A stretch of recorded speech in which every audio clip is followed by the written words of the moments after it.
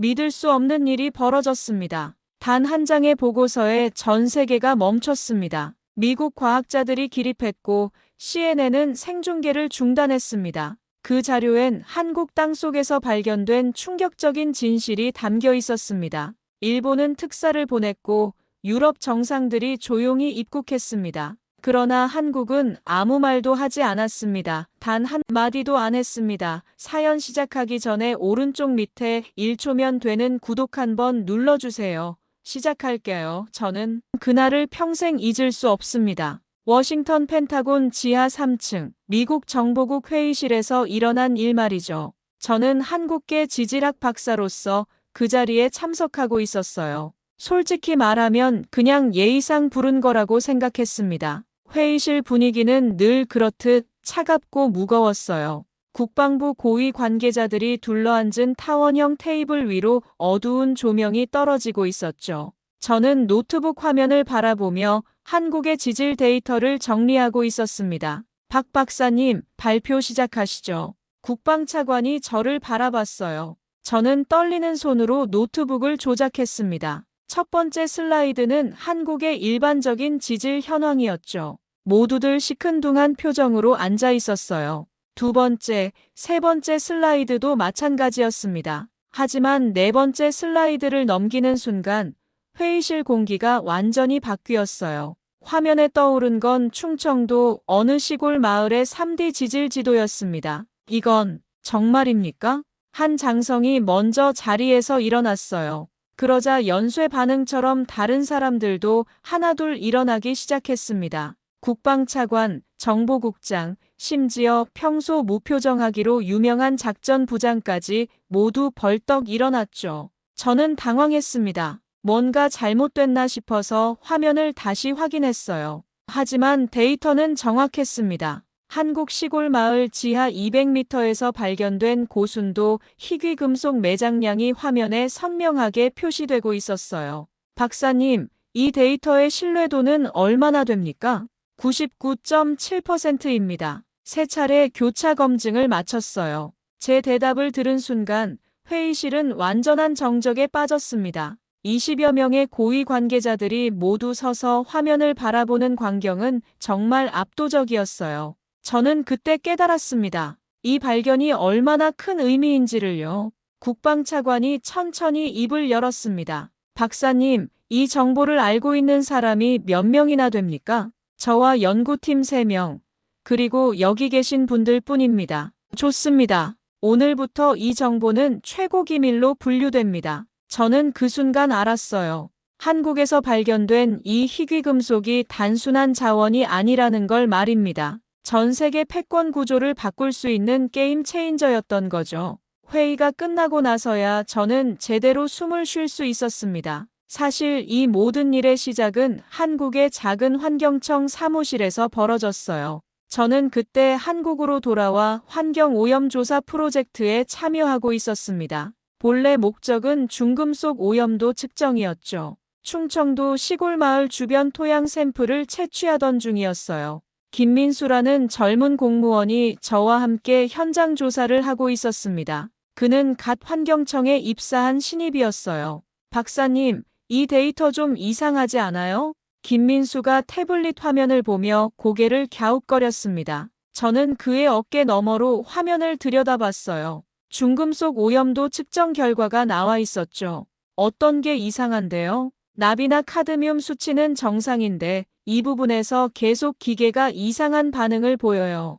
김민수가 가리킨 곳은 토양 성분 분석 결과였습니다. 일반적인 중금속 외에 정체불명의 원소들이 고농도로 검출되고 있었어요. 저는 처음엔 기계 오류라고 생각했습니다. 다시 한번 측정해 볼까요? 하지만 두 번째, 세 번째 측정 결과도 똑같았어요.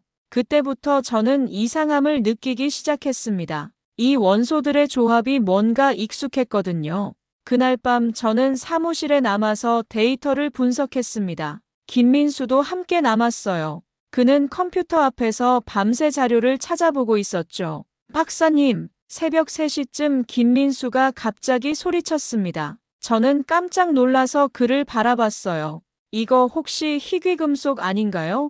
김민수가 보여준 자료는 군사용 첨단 소재에 쓰이는 희귀금속 목록이었습니다. 우리가 발견한 원소들과 완벽하게 일치했어요. 저는 그 순간 온몸에 소름이 돋았습니다. 이게 맞다면 김민수가 떨리는 목소리로 말했어요. 한국은 세계 전략자원 1위 국가가 될 수 있습니다. 저는 즉시 추가 조사를 지시했습니다. 일주일 동안 주변 10km 반경을 샅샅이 조사했어요.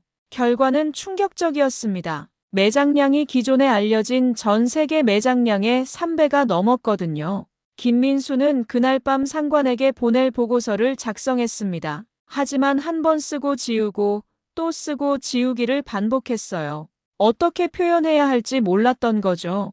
이런 걸 어떻게 보고해야 할까요? 사실 그대로 쓰세요. 과학자는 데이터에 충실해야 합니다. 저는 그렇게 말했지만 속으로는 걱정이 앞섰어요.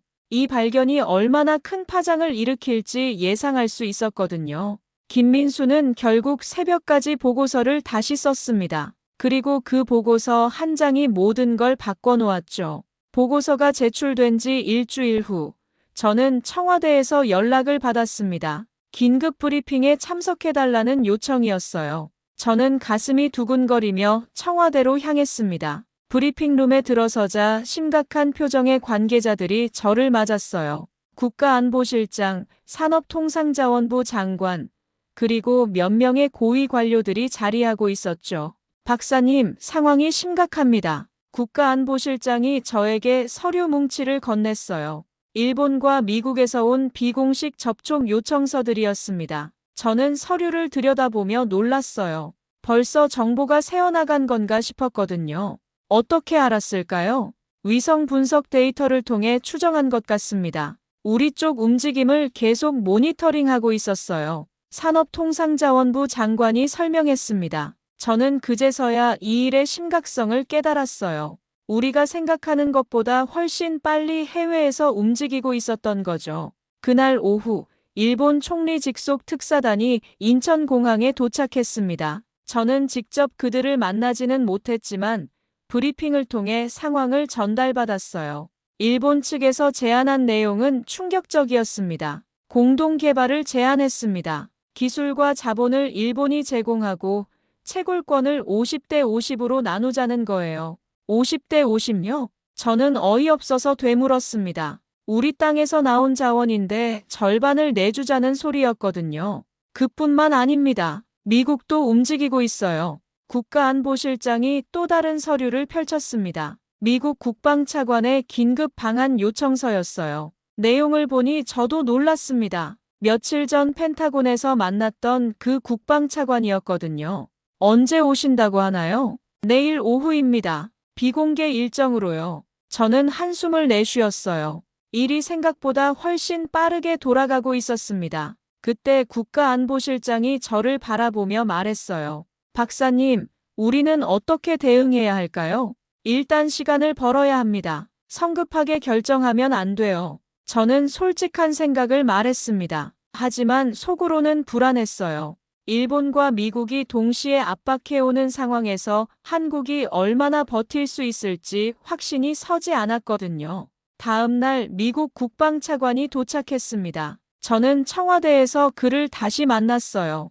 그의 첫 마디는 예상 밖이었습니다. 박사님, 우리는 한국의 결정을 존중하겠습니다. 네. 대신 안보적 협력을 강화하고 싶습니다. 이 자원이 잘못된 손에 넘어가서는 안 되니까요. 그는 은근히 중국을 견제하는 발언을 했어요. 저는 그 순간 깨달았습니다. 이 문제가 단순한 자원 개발이 아니라 지정학적 게임이 되고 있다는 걸 말이에요. 하지만 한국 정부의 대응은 침묵이었습니다. 언론에는 단 한마디도 공개하지 않았어요. 청와대는 모든 회의를 비공개로 진행했고 관련자들에게는 함구령이 내려졌죠. 저조차도 가족에게 이 일을 말할 수 없었습니다. 그런데 정말 놀라운 건 따로 있었어요. 저희가 조사를 진행하던 바로 그 마을에서 벌어진 일이었습니다. 김민수와 함께 추가 조사를 위해 현장에 갔을 때 만난 노부부의 이야기였죠. 마을 입구에서 만난 할머니가 저희를 반갑게 맞아주셨어요. 70대 후반으로 보이는 김옥분 할머니였습니다. 아이고, 박사님들이 또 오셨네요. 우리 마을이 뭐가 그리 좋다고 자꾸 오시는 거예요? 할머니는 웃으며 저희에게 물었어요. 저는 그냥 환경조사라고만 대답했습니다. 실제로는 희귀금속 매장량을 정확히 측정하러 온 거였지만요. 할머니, 혹시 이 동네에서 특별한 돌 같은 거 본 적 없으세요? 김민수가 호기심 어린 표정으로 물었습니다. 그러자 할머니가 갑자기 눈을 반짝였어요. 아, 그러고 보니 우리 창고에 신기한 돌들이 있긴 해요. 영감이 주워온 거예요. 저는 김민수와 눈을 마주쳤습니다. 혹시나 하는 마음에 할머니께 부탁했어요. 한번 봐도 될까요? 그럼요, 뭐. 할머니는 저희를 창고로 안내했습니다. 오래된 목조 창고 안쪽 구석에 돌덩이들이 수북이 쌓여 있었어요. 저는 그 돌들을 보는 순간 심장이 멎을 뻔했습니다. 이 돌들을 언제부터 모으신 거예요? 한 20년 정도 됐나? 영감이 밭 갈다가 주워온 거예요. 그냥 멋있게 생겨서 쌓아뒀죠. 할머니의 말을 들으며 저는 소름이 돋았어요. 20년 동안 희귀금속 덩어리들을 창고에 쌓아두고 계셨던 거였습니다. 할아버지도 나오셨어요. 김철수 할아버지는 80대 초반으로 보였습니다. 그 돌들 말이야. 가끔 햇빛 받으면 반짝반짝 빛이 나더라고. 신기해서 계속 주워왔지. 저는 김민수에게 살짝 신호를 보냈어요. 김민수가 조심스럽게 휴대용 분석 장비를 꺼냈습니다. 할아버지, 이 장비로 한번 측정해봐도 될까요? 그냥 성분 분석하는 거예요. 그래, 해봐라. 장비를 돌에 갖다 대는 순간 화면에 숫자들이 미친 듯이 올라갔습니다. 순도 95% 이상의 희귀금속이었어요. 저는 침을 꿀꺽 삼켰습니다. 할아버지, 이런 돌이 밭에서 많이 나와요? 많이 나오지. 밭 갈 때마다 곡괭이에 걸려서 애먹어. 그래서 그냥 파서 여기다 쌓아뒀지. 할아버지는 아무렇지도 않게 말씀하셨어요. 하지만 제가 계산해본 결과 창고에 있는 돌들만으로도 수십억 원의 가치가 있었습니다. 그런데 이 돌이 뭐 좋은 거예요? 할머니가 궁금해하며 물으셨어요. 저는 어떻게 대답해야 할지 몰랐습니다. 사실을 말할 수도 없고 거짓말을 할 수도 없었거든요. 아직 정확히는 모르겠어요. 더 자세히 조사해봐야 할 것 같습니다. 저는 그렇게 둘러댔어요. 하지만 마음속으로는 큰일이라고 생각했습니다. 이 사실이 알려지면 마을이 난리가 날 게 뻔했거든요. 김민수와 저는 그날 밤 긴급 회의를 했습니다. 노부부의 창고에서 발견한 것들을 어떻게 처리해야 할지 고민했어요. 결국 저희는 정부에 즉시 보고하기로 했습니다. 이 문제는 저희 선에서 해결할 수 있는 게 아니었거든요. 며칠 후 정말 예상치 못한 일이 벌어졌습니다. CNN에서 특파원을 보내 취재를 하겠다고 연락이 온 거예요. 저는 깜짝 놀랐습니다. 아무리 비밀로 해도 언론의 촉은 정말 무섭더라고요. 박사님, 어떻게 해야 할까요? 김민수가 걱정스러운 표정으로 물었어요. 저도 당황스러웠습니다. 정부에서는 아직 공식 입장을 정하지 못한 상황이었거든요. CNN 특파원은 제임스 밀러라는 베테랑 기자였어요. 한국에서 10년 넘게 활동한 경험이 있는 사람이었죠. 저는 그를 현장에서 만났습니다. 박사님, 이곳에서 뭔가 특별한 발견이 있었다고 들었는데요. 제임스가 카메라를 향해 말하기 시작했어요. 저는 최대한 조심스럽게 대답했습니다. 일반적인 지질 조사를 진행하고 있습니다. 하지만 제임스는 포기하지 않았어요. 그는 마을 곳곳을 돌아다니며 주민들을 인터뷰했습니다. 다행히 김옥분 할머니나 김철수 할아버지는 만나지 못했어요. 문제는 그 다음에 벌어졌습니다. 제임스가 생중계를 시작한 거예요. 저는 멀리서 그 모습을 지켜보고 있었습니다. 여기는 충청도의 한 시골 마을입니다. 최근 이곳에서 중요한 지질학적 발견이 있었다는 소문이 돌고 있는데요. 제임스는 능숙하게 리포팅을 시작했어요. 그런데 그때 정말 믿을 수 없는 일이 벌어졌습니다. 제임스가 채굴 현장 근처로 걸어가더니 갑자기 말을 멈췄어요. 그리고는 마이크를 천천히 내려놓았습니다. 저는 뭔가 이상하다고 생각했어요. 제임스, 들리세요? CNN 본부에서 연결을 시도하고 있었지만 제임스는 대답하지 않았어요. 그는 그냥 땅을 바라보며 서 있었습니다. 저는 궁금해서 그가 바라보는 곳을 따라봤어요. 그곳에는 김민수가 설치해둔 지질 분석 장비가 있었습니다. 장비 화면에 측정 결과가 실시간으로 나타나고 있었어요. 제임스가 그 숫자들을 본 거였습니다. 저는 그제서야 깨달았어요.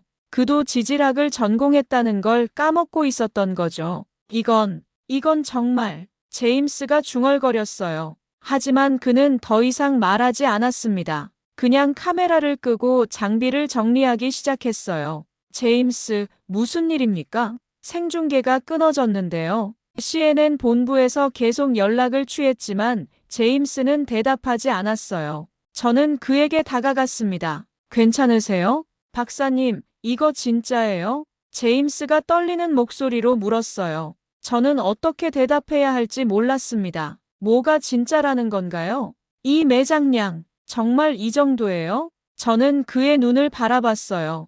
그 눈에서 충격과 놀라움을 동시에 읽을 수 있었습니다. 제임스, 당신도 알겠지만 이런 정보는 알아요. 함부로 보도할 수 있는 게 아니라는 거. 제임스는 장비를 모두 정리하고는 그냥 떠났어요. CNN 본부에서는 기술적 문제라고 발표했지만 그 영상은 이미 온라인으로 퍼지기 시작했습니다. 문제는 제임스가 말을 멈춘 그 순간의 영상이었어요. 그의 표정 변화가 너무 극적이었거든요. 사람들은 그가 뭔가 엄청난 걸 봤다고 추측하기 시작했습니다. 그날 밤 SNS에서는 이 영상이 화제가 됐어요. 저는 집에서 인터넷을 뒤져봤는데 정말 놀랐습니다. 4시간 만에 조회수가 3천만을 넘어선 거예요. 댓글들도 가관이었습니다. CNN 기자가 뭘 봤길래 저렇게 놀랐을까? 한국에서 뭔가 큰일이 벌어지고 있다. 정부가 뭔가 숨기고 있는 것 같다 등등 온갖 추측들이 난무했어요. 저는 그때 깨달았습니다. 아무리 비밀로 하려고 해도 이미 늦었다는 걸 말이에요. 전 세계가 이 일에 관심을 가지기 시작했습니다. 정말 이상한 일이 벌어졌습니다. CNN 사태 이후 국내 언론들이 완전히 조용해진 거예요. 저는 평소 알고 지내던 몇몇 기자들에게 연락을 해봤습니다. 먼저 조선일보 박정호 기자에게 전화를 걸었어요. 그와는 대학 동창이었거든요. 정호야, 요즘 충청도 쪽 취재 계획 없어? 형, 그거 말하는 거예요? 박정호의 목소리가 심각해졌어요. 저는 그의 반응에서 뭔가 느꼈습니다. 왜 뭔가 있어? 형, 솔직히 말하면 우리 모두 알고 있어요. 하지만 뭐? 위에서 내려온 지시가 있어요. 함부로 보도하지 말라고. 저는 충격을 받았어요. 언론 통제가 이루어지고 있었던 거였습니다. 다음에는 KBS 이수진 기자에게 연락했어요. 그녀는 탐사보도팀에서 일하고 있었죠. 수진 씨, 혹시 CNN 사건 관련해서 취재하고 있어요? 선배님, 저희도 알고 있어요. 하지만 정말 보도해도 되는 건지 모르겠어요. 이수진의 목소리에서도 고민이 느껴졌어요. 무슨 의미예요? 이게 정말 사실이라면 너무 큰일이잖아요. 잘못 보도했다가 국가적으로 문제가 될 수도 있고, 저는 기자들의 심정을 이해할 수 있었어요. 이런 중대한 사안을 어떻게 다뤄야 할지 고민이 될 수밖에 없었거든요. 그런데 더 놀라운 건 MBC 김태현 기자의 반응이었어요. 형님, 사실 저희 팀에서 이미 취재를 시작했어요. 하지만, 또 하지만이네. 청와대에서 직접 연락이 왔어요. 국가기밀 관련 사안이니까 신중하게 접근하라고. 저는 한숨을 내쉬었어요. 정부가 언론에 직접 개입하고 있었던 거였습니다. 그날 밤 한 익명 게시판에 흥미로운 글이 올라왔어요. 어떤 기자가 올린 것 같았는데 내용이 이랬습니다. 정말 보도해도 되는 건지 모르겠어요. 이 정보가 공개되면 한국이 어떻게 될지 예상할 수 없어서. 그 글은 1시간 만에 삭제됐어요. 하지만 저는 캡처해둔 걸 봤습니다. 분명히 현직 기자가 쓴 글이었어요. 다음 날 저는 한국기자협회에 전화를 걸어봤습니다. 회장과는 개인적으로 아는 사이였거든요. 회장님, 요즘 기자들이 왜 이렇게 조용한가요? 박사님, 이해해주세요.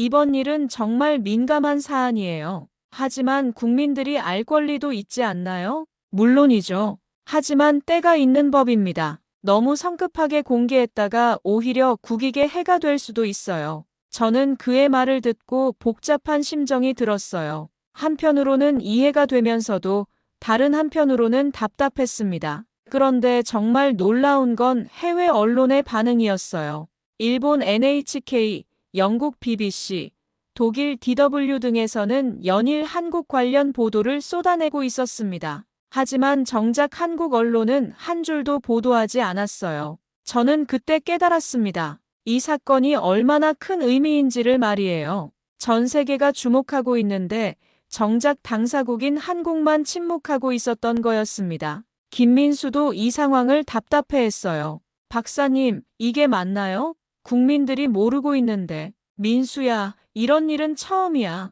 정부도 어떻게 해야 할지 모르는 것 같아. 저는 그렇게 대답했지만 속으로는 걱정이 컸어요. 이런 식으로 계속 숨길 수는 없을 텐데 언제까지 이 상황이 지속될지 알 수 없었거든요. 일주일 후부터 정말 놀라운 일들이 연달아 벌어졌습니다. 인천공항이 마치 국제회의장처럼 변한 거예요. 저는 청와대에서 상황 브리핑을 받으며 깜짝 놀랐습니다. 노르웨이 총리가 내일 도착합니다. 국가안보실장이 저에게 스케줄표를 보여줬어요.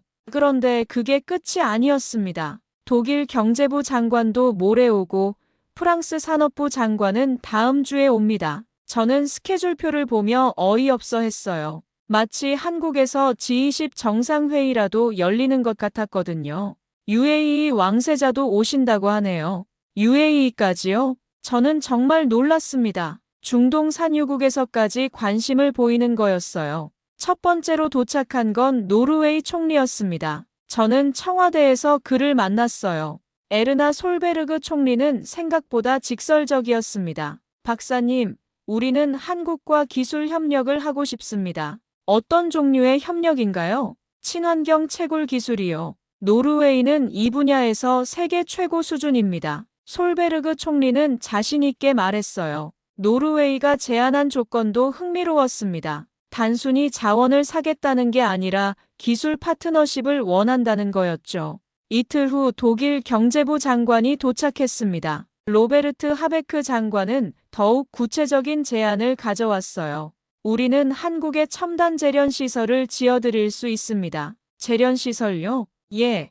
원석을 바로 고부가가치 제품으로 만드는 시설 말입니다. 원자재만 수출하는 게 아니라요. 하베크 장관의 제안은 정말 매력적이었어요. 독일의 정밀 기술과 한국의 자원을 결합하자는 거였거든요. 프랑스에서 온 브리노 르메르 경제부 장관은 또 다른 접근을 했습니다. 한국이 유럽연합과 전략적 파트너십을 맺으면 어떨까요? 어떤 의미인가요? 이 자원을 활용해서 차세대 기술을 공동 개발하는 겁니다. 우주항공, 인공지능, 양자 컴퓨터 분야에서요. 르메르 장관은 단순한 자원 거래가 아닌 기술 동맹을 제안했어요. 저는 그의 제안을 들으며 감탄했습니다. 하지만 가장 놀라운 건 UAE 왕세자의 방문이었어요. 모하메드 빈 자이드 왕세자는 전용기로 도착해서 청와대에서 대통령과 직접 만났습니다. 저는 그 자리에 배석할 수 있었어요. 왕세자의 첫마디는 정말 파격적이었습니다. 한국이 원한다면 우리가 전체 개발비를 댈 수 있습니다. 전체 개발비요? 대통령도 놀라며 되물었어요. 예, 조건 없이요. 대신 향후 생산되는 자원의 일정 부분을 장기 계약으로 공급받고 싶습니다. 왕세자의 제안 규모는 상상을 초월했어요. 200억 달러를 선투자하겠다는 거였거든요. 저는 이런 상황들을 지켜보며 정말 신기했어요. 평소 같으면 한국이 이런 나라들에게 투자를 요청하는 입장이었는데 이번에는 정반대였거든요. 하지만 모든 방문이 조용히 이루어졌어요. 언론에는 단순한 외교 일정으로만 발표됐습니다. 실제 회담 내용은 철저히 비밀로 유지됐죠. 저는 그때 깨달았습니다. 이 자원이 정말 게임 체인저라는 걸 말이에요. 세계 각국이 한국과 협력하기 위해 이렇게 앞다투어 오는 걸 보니 실감이 났습니다. 김민수도 이 상황에 놀라워했어요. 박사님, 정말 우리가 발견한 게 이렇게 대단한 거였나요? 민수야, 이제 알겠지? 우리가 얼마나 큰 걸 발견했는지 말이야. 저는 그렇게 대답했지만 한편으로는 부담스럽기도 했어요. 이렇게 많은 나라들의 관심을 받는 상황에서 한국이 어떤 선택을 해야 할지 고민이 됐거든요. 드디어 그날이 왔습니다. 한 달 넘게 이어진 침묵을 깨고 한국 정부가 공식 입장을 발표하는 날이었어요. 저는 청와대 브리핑룸에서 그 역사적인 순간을 지켜봤습니다. 대통령이 연단에 섰어요. 평소보다 표정이 더욱 진지해 보였습니다. 국내외 기자들이 숨을 죽이며 그의 발언을 기다리고 있었죠. 국민 여러분, 그리고 전 세계 여러분, 대통령의 목소리가 브리핑룸에 울려 퍼졌어요. 저는 가슴이 두근거렸습니다. 지난 몇 주간 우리나라에서 중요한 발견이 있었습니다. 충청도 지역에서 대규모 희귀 금속 매장지가 발견되었습니다. 드디어 공식 발표가 나온 거였어요. 기자들 사이에서 웅성거림이 일어났습니다. 이자원의 매장량과 순도는 전 세계를 놀라게 할 수준입니다. 대통령은 잠시 멈춘 후 계속 말했어요. 많은 국가들이 우리에게 협력을 제안해왔습니다. 투자도 제안해왔고 기술 파트너십도 제안해왔습니다. 저는 숨을 죽이고 들었어요. 다음에 나올 말이 정말 중요했거든요. 하지만 대한민국 정부는 다음과 같이 결정했습니다. 대통령이 원고를 내려다봤어요. 그리고 명확한 목소리로 말했습니다. 우리는 이자원을 수출하지 않습니다. 대한민국의 미래를 위해 사용하겠습니다. 그 순간 브리핑룸이 완전히 조용해졌어요. 저는 소름이 돋았습니다. 정말 대담한 결정이었거든요. 우리는 이자원으로 차세대 기술을 개발할 것입니다. 인공지능, 양자 컴퓨터, 우주항공 기술 등 미래 산업의 핵심 분야에 투자할 것입니다. 대통령의 발언이 계속됐어요. 그리고 이 모든 기술을 세계와 공유하겠습니다. 하지만 원자재는 수출하지 않습니다. 정말 놀라운 선언이었어요. 자원 수출 대신 기술 개발에 집중하겠다는 거였거든요. 브리핑이 끝나자마자 저는 김민수에게 전화를 걸었어요. 민수야, 들었어? 네, 박사님. 정말 대단하지 않아요?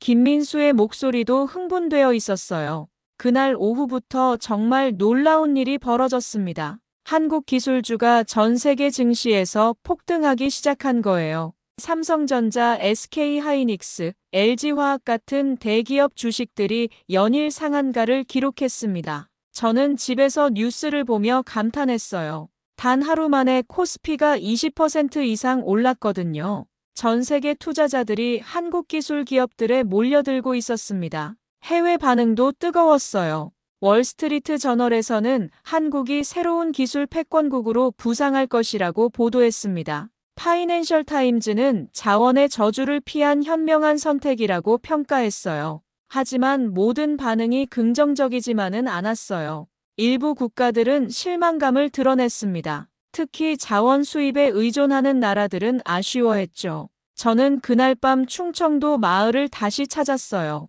김옥분 할머니와 김철수 할아버지를 만나러 간 거였습니다. 할머니, 뉴스 보셨어요? 아이고, 우리 마을이 그렇게 대단한 곳이었구나. 영감아, 내가 주워온 돌들이 보물이었네. 할머니가 웃으며 말씀하셨어요. 할아버지도 기분이 좋아 보이셨습니다. 그런데 박사님, 우리는 어떻게 되는 거예요? 걱정하지 마세요. 정부에서 마을 발전 계획을 세우고 있어요. 할머니, 할아버지도 좋은 일만 있을 거예요. 저는 그렇게 대답했어요. 실제로 정부에서는 마을 주민들을 위한 지원 계획을 세우고 있었거든요.